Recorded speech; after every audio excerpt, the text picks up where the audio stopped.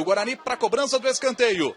Escanteio cobrado, toque de cabeça! Fernando! Gol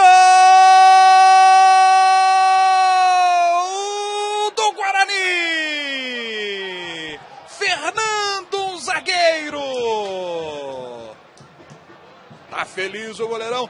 Olha só o cruzamento, como apareceu ali o Fernando como um raio no meio da zaga.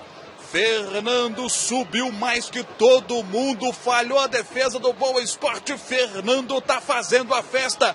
Aos 13 minutos do primeiro tempo, o Guarani faz 1-0. Camisa 10 da equipe bugrina mandou para a grande área, o Radamés tirou.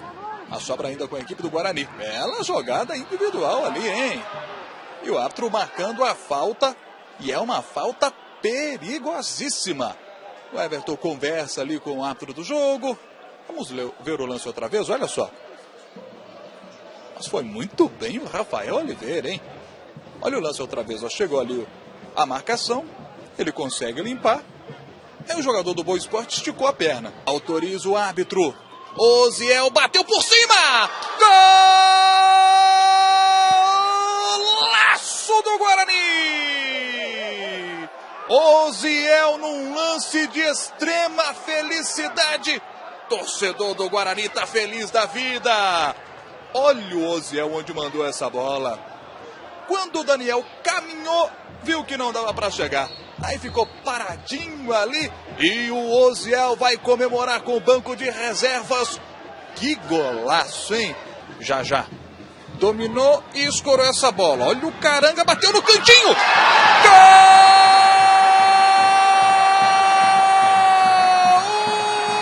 Esporte!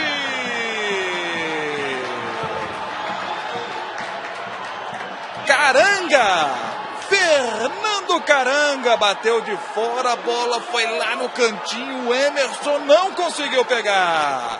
Outra vez para você o chute do Fernando Caranga, que chega a desviar no jogador do Guarani, mas a bola também passa debaixo ali da mão do goleiro Emerson.